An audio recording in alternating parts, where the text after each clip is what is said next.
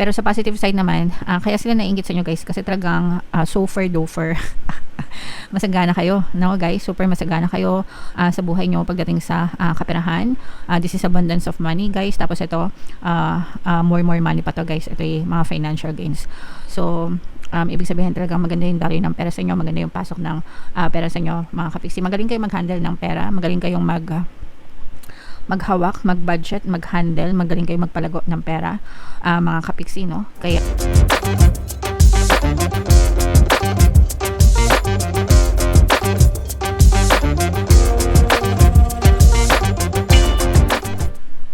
hello guys, hello Libra, welcome back to Pinoy Pixie Tarot. Ang pamagat ng episode natin for tonight is full moon kapalaran para ngayong June to July para sa Libra, Sun, Moon, Rising Sign, and Venus.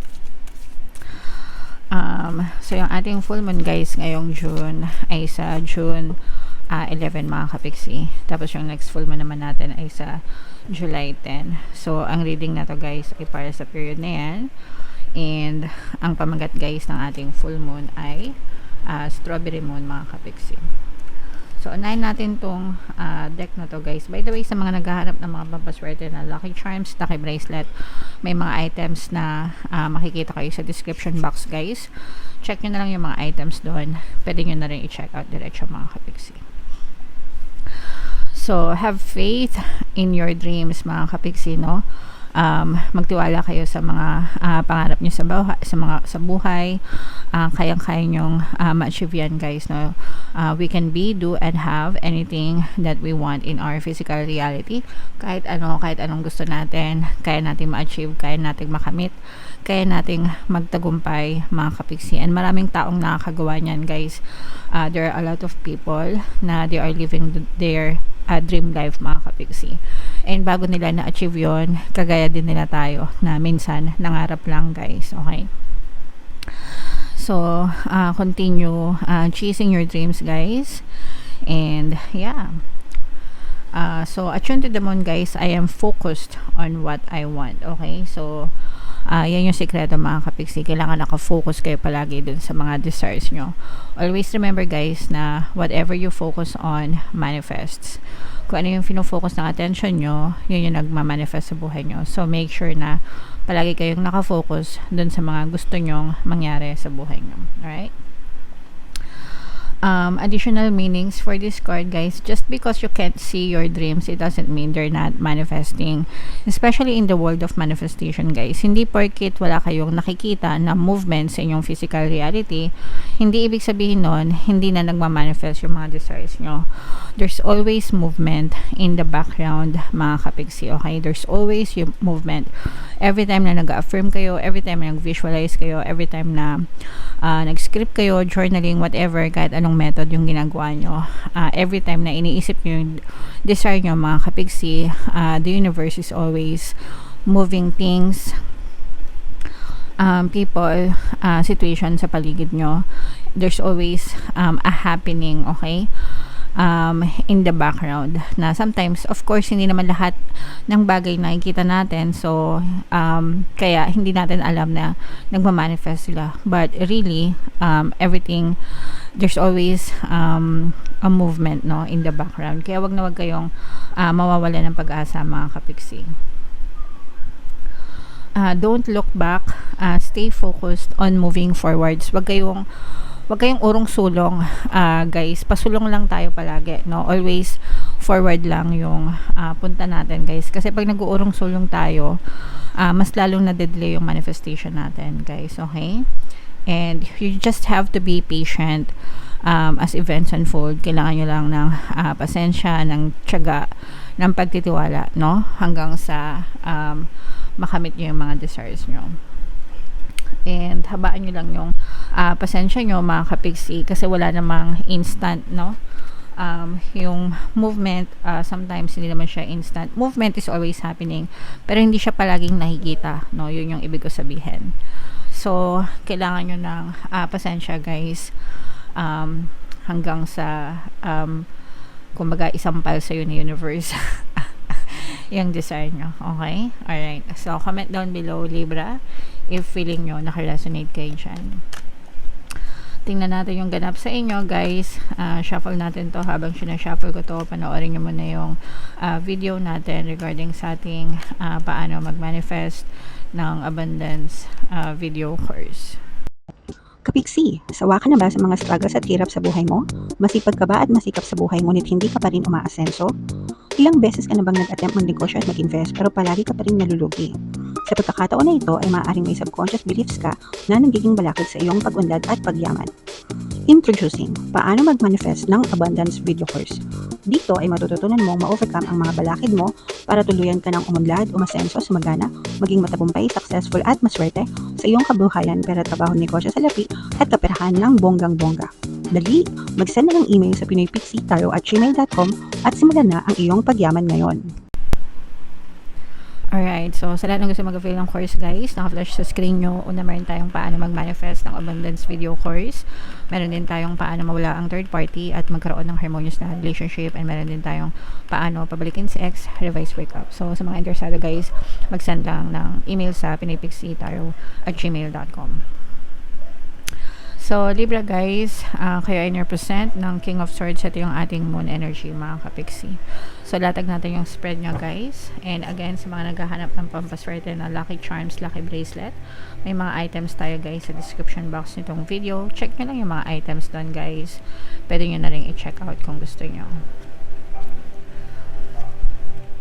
So, ito, guys, this is both negative and positive. Meron ditong presence ng earth signs, Capricorn, Taurus, Virgo. For some of you, maaaring may earth element kayo sa inyong natal chart, or you may be dealing with another earth sign. Merong nag-aano sa inyo, guys, nag-i-spy sa inyo.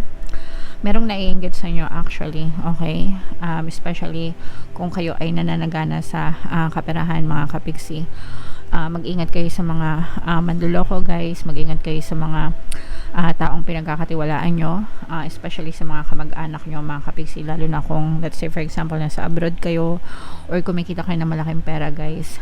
For some of you, guys, parang feeling ko merong nagnanakaw sa inyo paunti-unti, no? Parang mga inside job, ganyan. So, mag-ingat kayo. O kaya naman, pwedeng hinihingaan kayo. Hindi nga kayo ninanakawan, guys, pero hinihinga naman kayo na parang wala nang balikan, ganyan.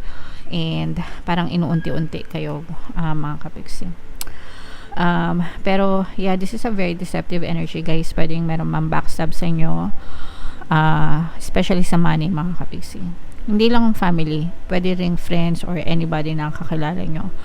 So, mag-ingat kayo sa pagbibigay ng pera, mag-ingat kayo sa paglalabas ng pera, mga kapiksi, kasi baka mapahama kayo. Guys, okay? So, yan yung negative energy na nakita natin para sa inyo, mga kapiksi. Parang mga fake friends ito. Fake friends, fake relative, no? Parang kinukuha nila yung loob nyo. Kapag kaharap kayo, mabait sila sa inyo, pero pag nakatalikod kayo, guys, sinasaksak kayo nito patalikod, tsaka kung ano-ano yung pinaplano nila against you.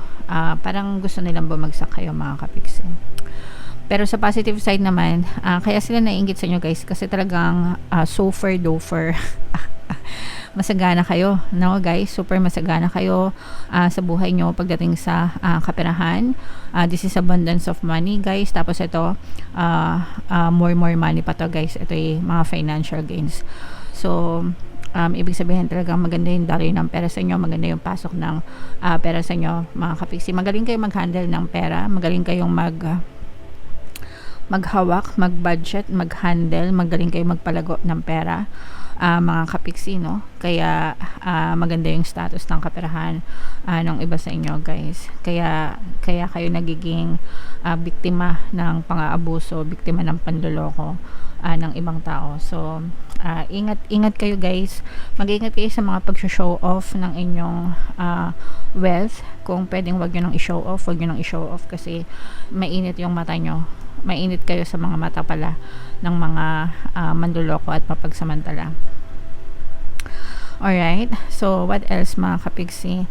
For some of you guys, kung merong mga projects or past opportunity na nakalampas sa inyo in the past guys, parang bibigyan kayo ng chance ni universe na i-revisit nyo yung mga plano nyo sa past, or yung mga opportunities nyo sa past, na parang balikan nyo mga kapigsi, kasi this time baka maging ma-okay na yung mga plano na yon or mga opportunity na yon, and pwede pa siyang maging extra source of income nyo guys. Alright, and for some of you naman, this is also a negative energy, whereas yung iba sa inyo parang naka-experience kayo ng toxicities, stress, toxicities sa paligid nyo mga kapigsi.